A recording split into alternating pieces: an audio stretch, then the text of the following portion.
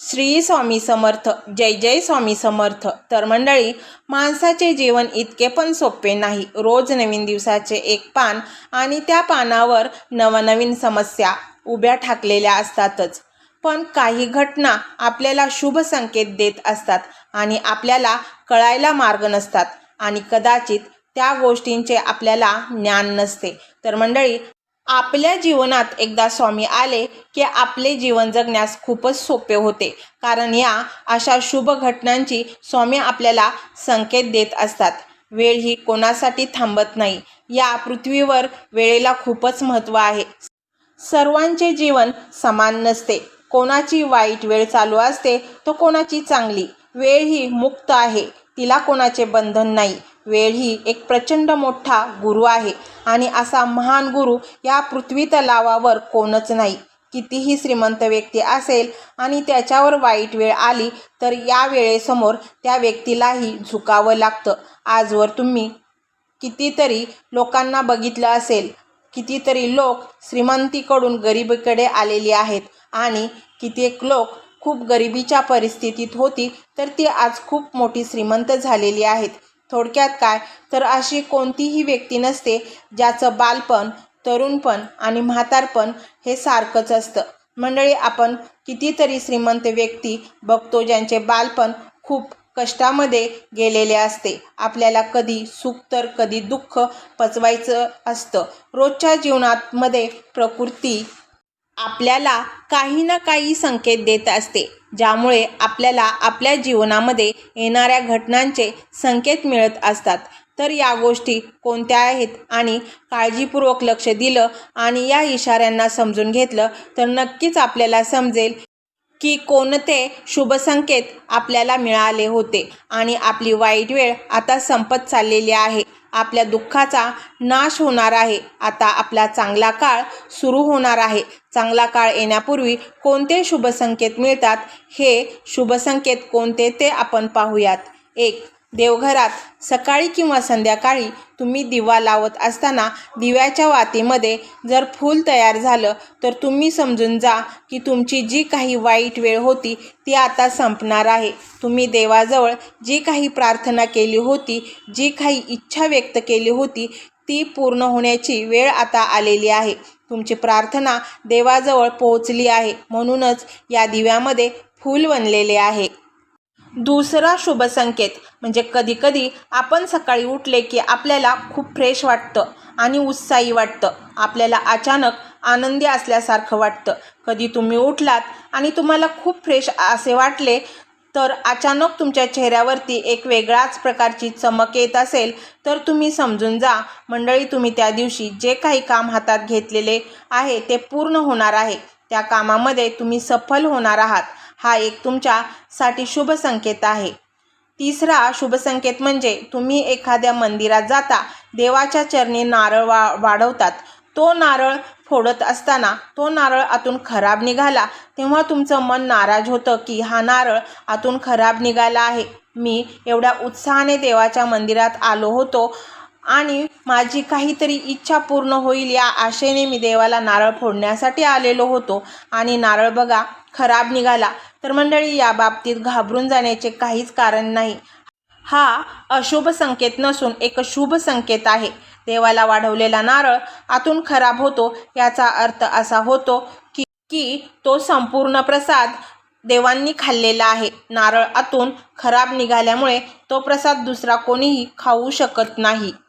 तो संपूर्ण प्रसाद देवापर्यंत पोहोचलेला आहे. मंडळी, तुमच्या बाबतीत असे जेव्हा घडले तेव्हा समजून जा की नारळ आतून खराब निघाला तर तो एक शुभ संकेत असणार आहे. लवकरच तुमची जी काही इच्छा आहे, मनोकामना आहे ते पूर्ण होणार आहे. यामुळे यापुढे देवाच्या पूजेचा नारळ खराब निघाल्यानंतर नाराज होऊ नका. उलट आनंद व्यक्त करा की भगवान आपल्यावरती प्रसन्न झालेले आहेत. यानंतरचा पुढचा शुभ संकेत म्हणजे जेव्हा सकाळी तुम्ही कोणत्याही कामानिमित्त घराबाहेर पडता तेव्हा तुम्हाला एखादा सफाई कर्मचारी किंवा एखादी व्यक्ती झाडू मारताना दिसत असेल तर समजून जा की काही तुमची कामे अडकलेली आहेत, ती लवकरच पूर्ण होणार आहेत. हा तुमच्यासाठी शुभ संकेत आहे. यानंतरचा पुढचा शुभ संकेत म्हणजे क्वचित एखादी स्त्री तुम्हाला डोक्यावरून पाणी आणताना दिसली किंवा एखादी भरलेली घागर जेव्हा तुम्हाला दिसते तेव्हा तुम्ही समजून जा की तुमच्या आयुष्यामध्ये धनलाभ होणार आहे. तुम्हाला कोणत्या ना कोणत्या मार्गाने पैसा मिळणार आहे. अशी भरलेली घागर दिसणे हा सगळ्यात मोठा शुभ संकेत आहे. त्यानंतर पुढचा शुभ संकेत म्हणजे बऱ्याच वेळा आपण आपल्या स्वयंपाकघरामध्ये चुलीवर किंवा गॅसवर दूध गरम करायला ठेवतो. दूध उतू जाऊ नये म्हणून बरीच काळजी घेऊन सुद्धा जर दूध उतू गेले तर समजून जा हा एक तुमच्यासाठी शुभ संकेत आहे. मंडळी, तुम्ही बऱ्याच वेळा बघितलं असेल जेव्हा आपल्या घराची वास्तुशांती असते तेव्हा चुलीवर किंवा गॅसवर पंडित लोक आपल्याला दूध उतू घालवण्यास सांगतात.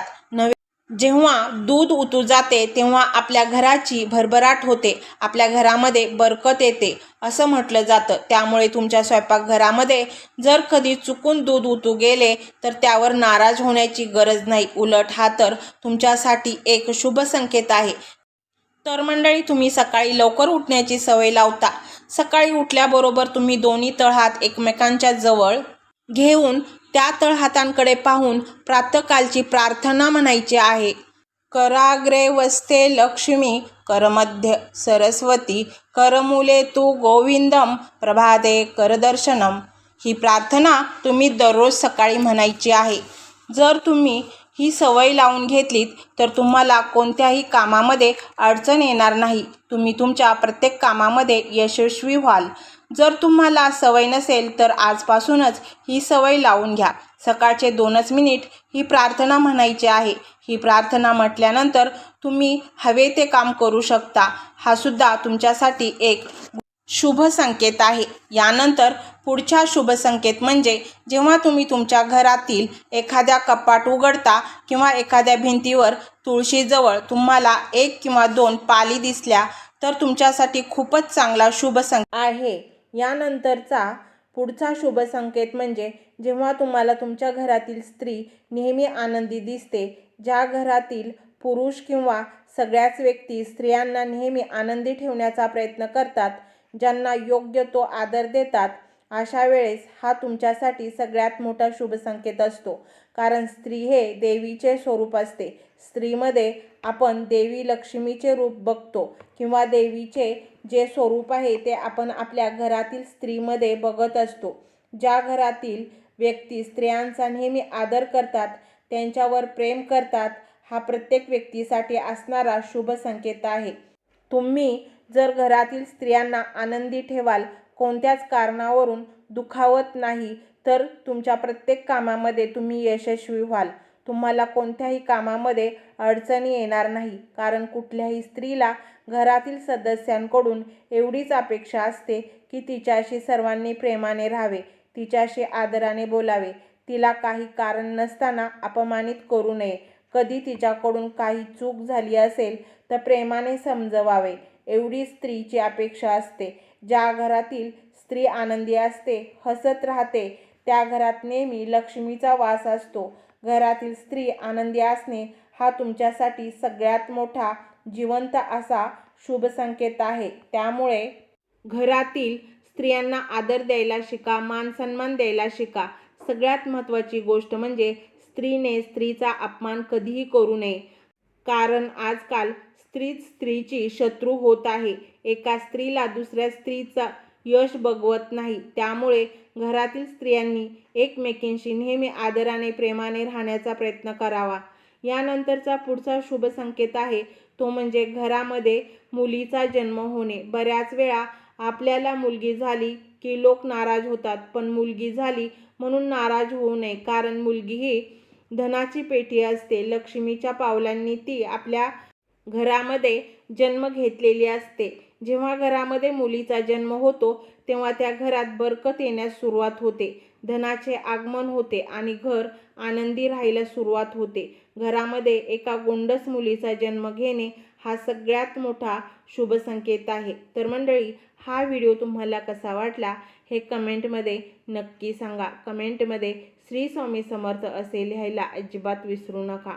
मंडळी, चॅनेलला सबस्क्राईब करा आणि व्हिडिओला लाईक देखील करा. तर भेटूया नवीन व्हिडिओमध्ये. श्री स्वामी समर्थ.